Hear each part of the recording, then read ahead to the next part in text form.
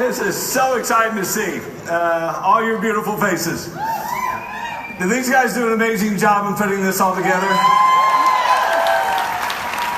Production company, Mark Policy, amazing. So much information to share. And we were thinking, because I'm talking on the legal issues, and I was actually thinking, do you really dance before talking about legal issues? And I realized the only way to deal with legal issues that we've dealt with for the last year and a half is to keep dancing. So I said, okay, it fits then. Otherwise, you kind of go insane. We're going to start out with a quick little video, and then I'm going to try not to make it too terribly dry, but go over some of the legal stuff, past and present, so you understand where we are and what we're dealing with. But let's start out with a quick video that breaks things down a little bit for us. So, Mark, go ahead and hit that, brother.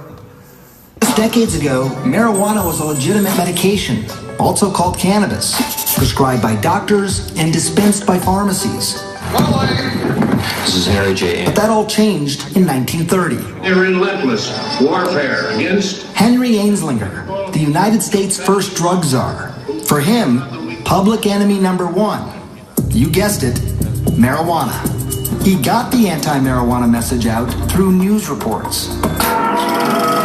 And then came this. This convinced that his hope has been incurably insane. The film Reefer Madness, portraying the users of marijuana as unproductive, crazed. Marijuana then became illegal in 1937. And by 1970, it was a Schedule I controlled substance. The government was saying it had no medicinal value and had a high potential for abuse. Tonight, the breakthrough new science behind medical marijuana. Might what you are doing be an answer to the opioid epidemic? If I didn't believe the answer to that question was yes, we would not be doing it. For years, marijuana users have called cannabis their medicine. And for much of that time, many of the rest of us thought that idea foolish or perhaps an outright lie. Yet in just the last 2 decades, voters or legislative bodies in 30 states and the District of Columbia have declared medical marijuana legal, in direct conflict with federal law, which states marijuana is a Schedule I drug, as dangerous as heroin or LSD, and with no accepted medical use. Israel. It might surprise you, but actually research into cannabis and epilepsy started here in the 1970s, with studies that showed it could reduce convulsions in rats. Today, Shackelford is hoping to start clinical trials in humans there. But researchers in Israel are studying a variety of illnesses. Here, they have pioneered marijuana research. They were the first to isolate THC and CBD decades ago. This sputtering orange goo is turning out to be liquid gold for the cannabis industry in Oregon. This is the first step to harvesting cannabidiol, or CBD oil, a cousin of marijuana that can sell for more than $10,000 per kilogram. Many one-time marijuana growers are pivoting to hemp for the money that can be made in hemp-derived CBD, which doesn't come with a high. Proponents say CBD can help with everything from anxiety to chronic pain. The FDA is expected to approve the first drug derived from CBD for treatment of epilepsy next month. During his speech to Commerce Lexington, McConnell spoke in length about the need to legalize hemp, saying the crop could have a bigger impact on Kentucky's agricultural sector than tobacco once did. Unlike marijuana, though, hemp does not have a large amount of THC, the compound that causes a user's high, and it can be used to make a variety of products from rope to milk, something McConnell says makes it a crop worth legalizing. I think it's time for hemp to be a regular agricultural product. This bill will finally legalize hemp as an agricultural commodity and remove it from the list of controlled substances. Latanya Whittington says she's been using CBD oils for over a year now, and her migraines and electric shocks from a chronic pain condition on the left side of her face have practically disappeared. In an effort to lower opioid intake, some veterans are turning to hemp products like CBD oil to treat chronic pain and PTSD. This won't get you high, and unlike some opioids, it won't get you hooked, leading some veterans to say they want more research and more access. Like marijuana, hemp is derived from the cannabis plant, but it does not contain THC, the chemical that makes you high. Still, both hemp and marijuana are classified as Schedule I controlled substances, restricting the VA and other federally funded entities from conducting research. Let's continue our conversation about the product CBD. There have been a lot of claims made without the science to back it up. So the FDA has jumped in and said, wait a minute, you can't say things like this will cure cancer or these other claims where there's no great science on it. So where do you stand on this? Well, you can't make claims on anything calling itself a dietary supplement to cure, treat, or mitigate a disease. Don't get anything if you don't know what it is. Good, responsible companies that provide excellent oil, the oils that my patients are getting better on, have test results on their websites. They have test results available. If you actually look at why cannabis is illegal in the first place, you'll find that it's all based on stigma and power and money. It had nothing to do with it being dangerous. In 3,000 years of using this medicine, no one has ever died from cannabis overdose. We are believers that in certain individuals, even without great science, this has really changed the lives of countless children. CBD's popularity has risen alongside the controversial legalization of marijuana.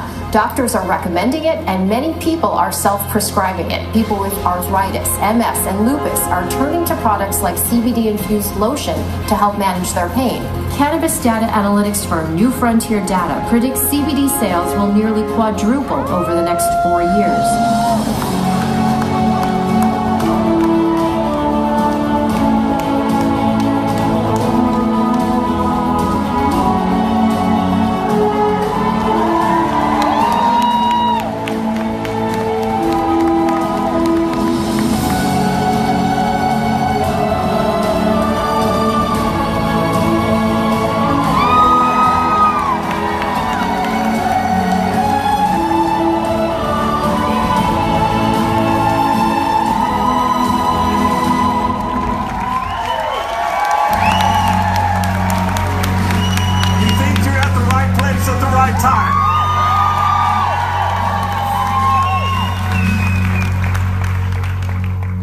Challenges, I actually, in a certain context, get excited about them because it means that we are cutting edge.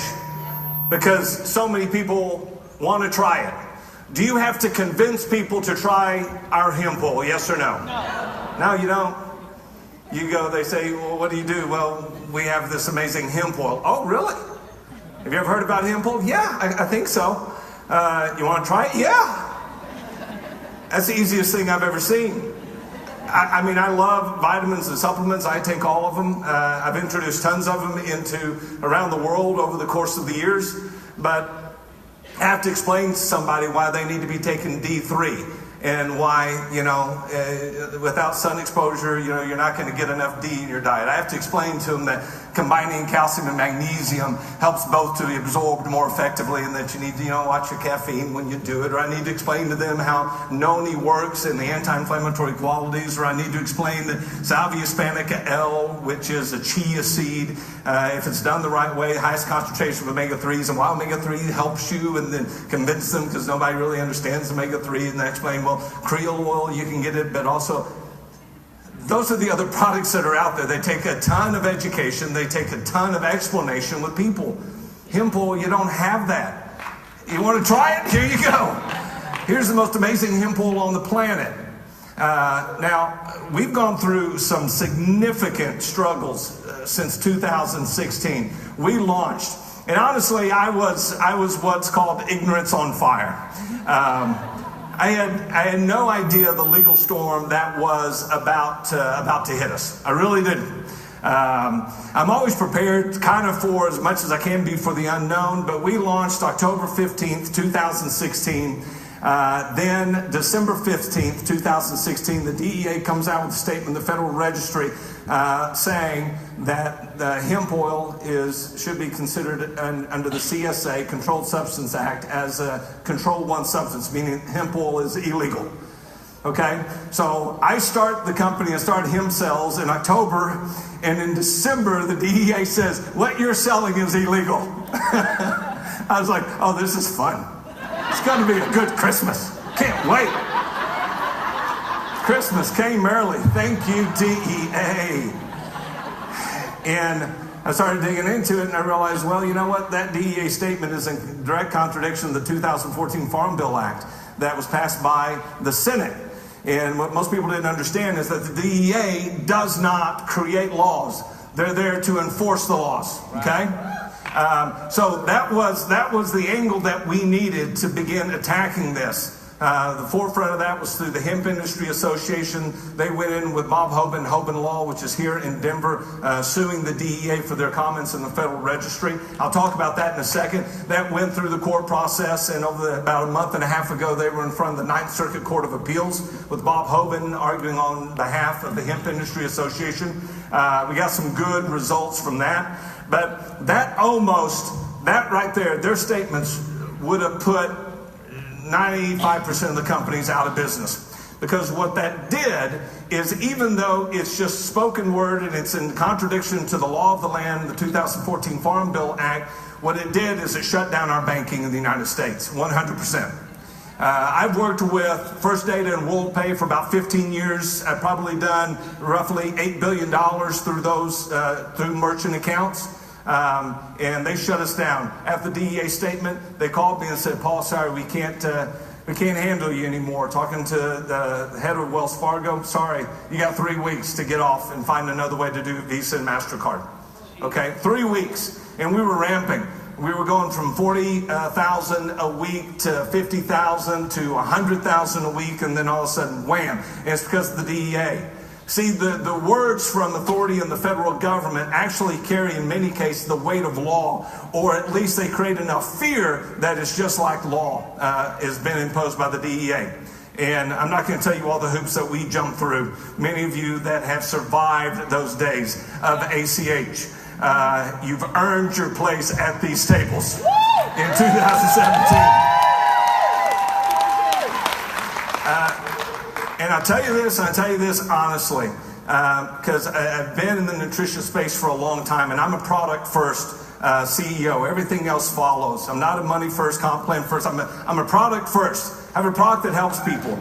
And if this product were not so amazing, and that I knew all the good that it does, I would have stopped. I would have gone a different direction. If it wasn't so amazing, I 100% would have stopped from a business standpoint, because I would have said, no one's going to put up with the crap we're about to have to put up with in 2017. I would have made a business decision, because you have to. But the product is so amazing, you say, you know what? We're digging in, and we're going to make this work. And we're going to survive this, and we're going to become one of the biggest companies in the world, because we're not going to give in. So that's what we did together. So in many ways, I'm like, yeah, DEA, bring it on. We're going to kick your butt. I don't care. If there's anyone here from the DEA, I apologize for that last statement. I am on some sort of medication, I'm not sure. Not on any medication. So we talked about that DEA, that's the DEA. You can see all this, and we'll put these slides. I'm going to move through them really quick. I'm going to make this presentation available. What came out about a week and a half ago as a result of the Hemp Industry Association and Bob Hoban suing in the Ninth Circuit Court, suing the DEA. DEA admits during Ninth Circuit Court of Appeals hearing it had no intentions of controlling cannabinoids. Generally, DEA is in agreement that the Farm Bill's hemp amendment overrides DEA's authority and the Controlled Substances Act. They reversed their course. They put us through hell for a year and a half. And I'm like, could you not have done that in like January 2017? And they sort of snuck that in. No one even really noticed it. And then we started blasting it out. So the DEA has completely reversed. The Ninth Circuit Court finds the Farm Bill, which protects non-psychoactive hemp, preempts and is protected from the DEA's 2016 ruling and authority. So the Ninth Circuit slapped them, and then the DEA said, oh, well, yeah, that's what we thought all along. Oh, really? Then why do we have to go to the Ninth Circuit Court to make you say it? Anyway, a major reversal for us. The local merchant accounts in the United States have begun opening up and begin getting contacted by some of the major banks again. Now they love us. They're like, oh, we want your business. We've always believed in you, Paul. You're good people. Yeah, right. That's the interpretation. Updated directives to agents. See, the DEA controls import-exports. They control Homeland Security. They control when you're trying to get product out. Scott Freeman knows all about Homeland Security and dealing with the hemp oil. If you get a weird agent that pulls a wild hair on you, then they can do all sorts of things, make your life difficult. And they made our life extremely difficult. Sometime in the next year and a half, I'll get a little distance from it because it's still a little bit traumatic, and so I have to go through some therapy. And then I'll walk you through all the details of what we went through with the DEA. We kept really close to them. 2,000 state-based chemical dials. Iowa, who's here from Iowa? All right, good. Iowa's kind of being a pain in the butt right now. Not you guys, y'all are lovely people. It's the legislature. House Speaker Linda Upmeyer refuses to allow a House of Representatives vote for Iowa's Industrial Hemp Act. Iowa Senator, 2 days ago, McConnell has been pushing through, as you heard, the 2018 Farm Bill Act. You guys have heard about that one? Okay. Senator from Iowa,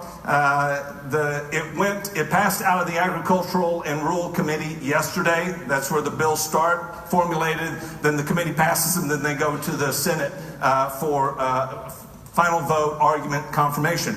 At 6:30, the night before it was going to be voted on in the Ag and Rural Committee, the senator from Iowa snuck in a little bill, snuck in a little amendment to it, which would have basically outlawed hemp, basically put control of hemp in the pharmaceutical industry and given it to the Attorney General, for the Attorney General to say who can legally sell hemp and who can't.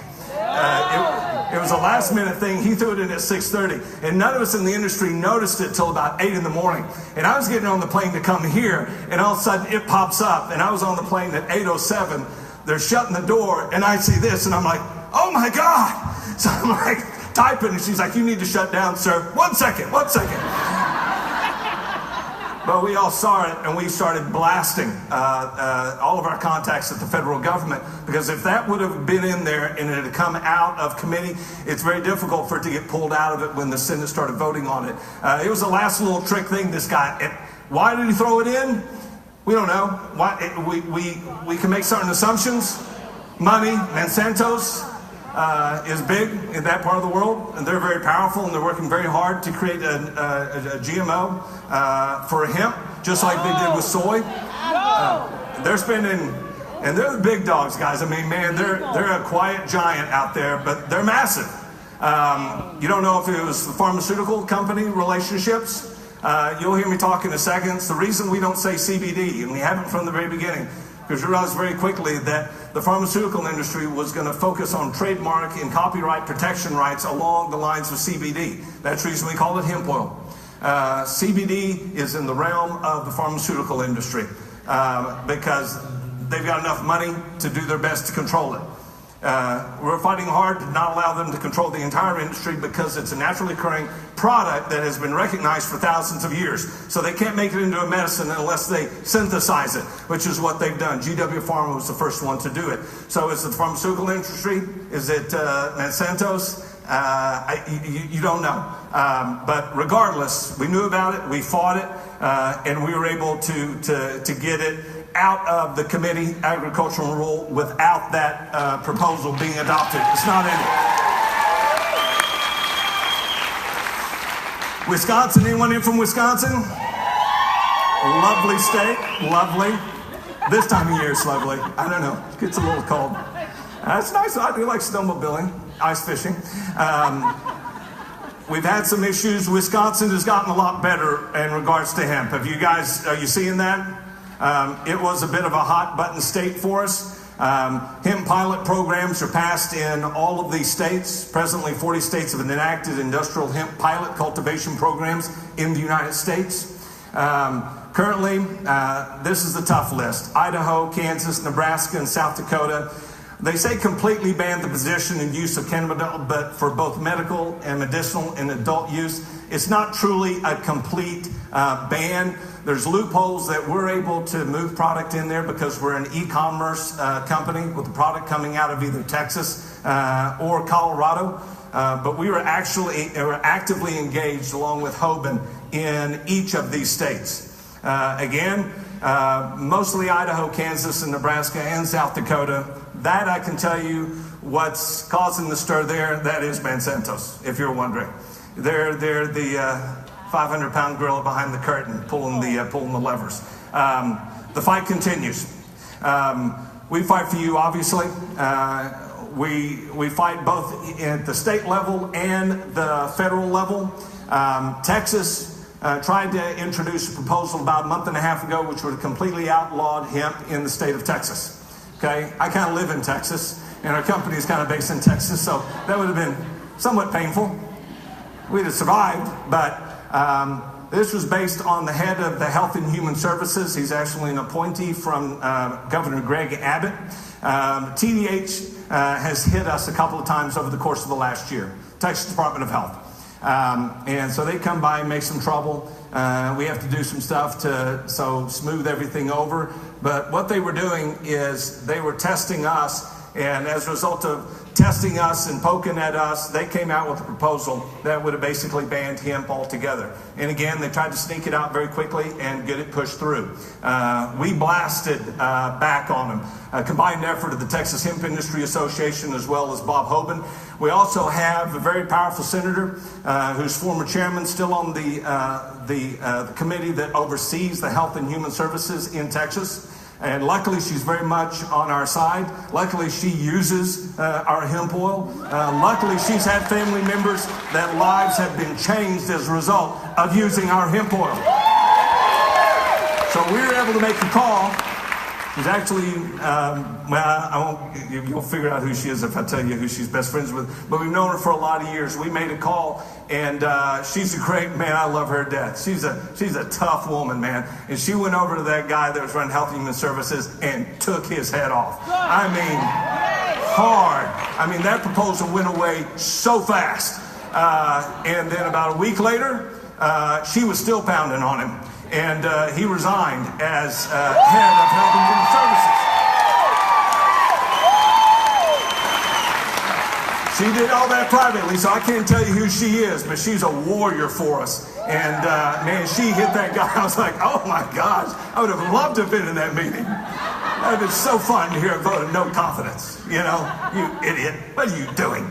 Anyway, so we got some good friends, and we're actively involved, both at the state level, with Bob Hoban, with Garrett, our attorney that represents us through Hoban Law. We hit them back, and I'll give you what our proposal was back.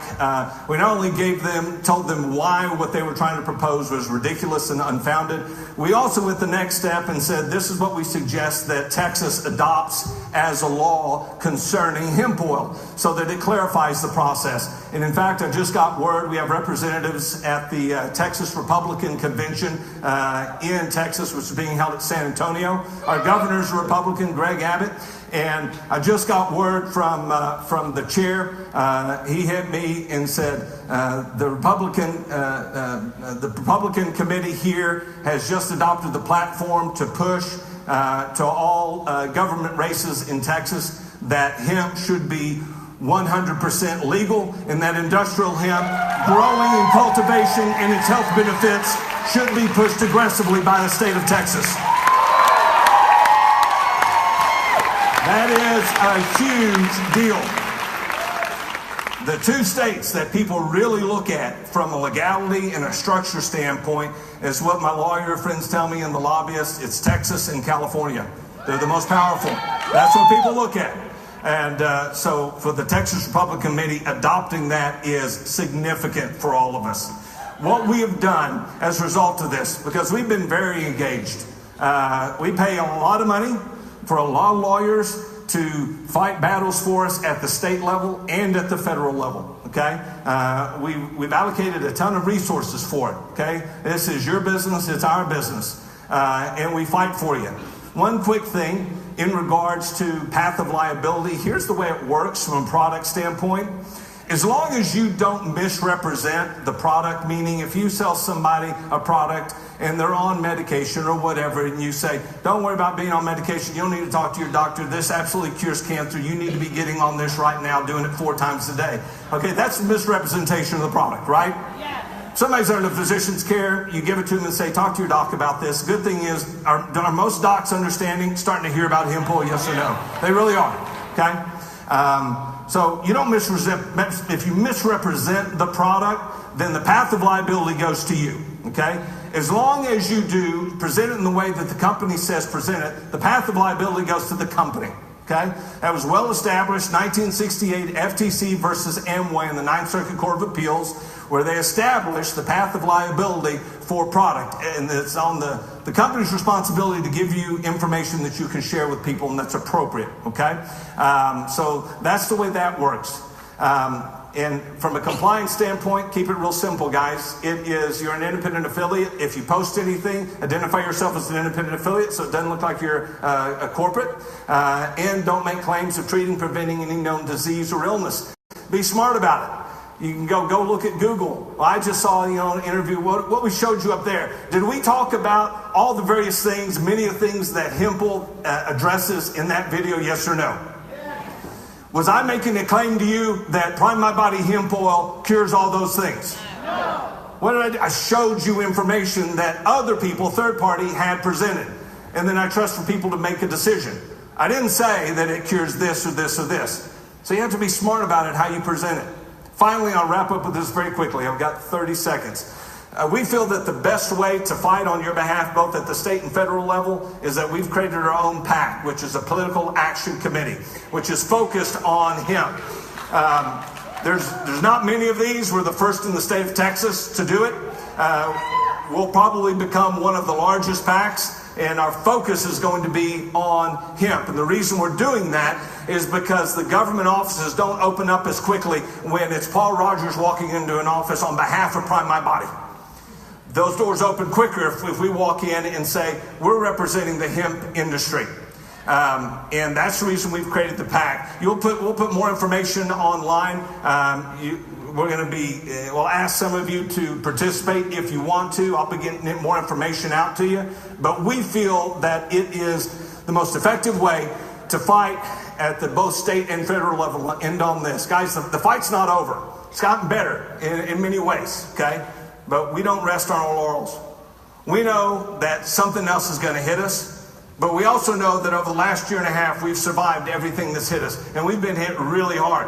And we've been hit hard in some ways that you don't even know because we got it fixed pretty quickly or dealt with. And we're like, okay, let's just keep moving.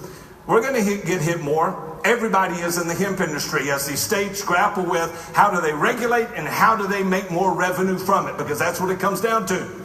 We got powerful forces that are on our side. We've become powerful because we've become big. And we feel it's a moral obligation, not only to fight for Prime My Body, but also for the hemp industry. Because you know what? I come from the standpoint of prosperity. When the tide rises, all boats rise with the tide. And this is going to be a multi-billion-dollar industry just in the United States. So you know what? I don't need all of it.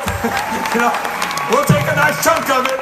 But God bless people that are out there sharing this incredible oil. And I want to make sure that this oil gets out to people. I want more of it to be our oil, of course, but I want everybody to be able to try hemp oil. So we're going to fight on behalf of the hemp industry, which means we're fighting on behalf of you. With that being said, guys, you get to hear stuff that's a lot more fun than the legalese of the hemp industry as Austin just walks us through with a women's panel. Incredible, amazing women. They're going to share their stories and insights on how they built this business and how they've created a level of success. So if you would, please welcome to the stage the amazing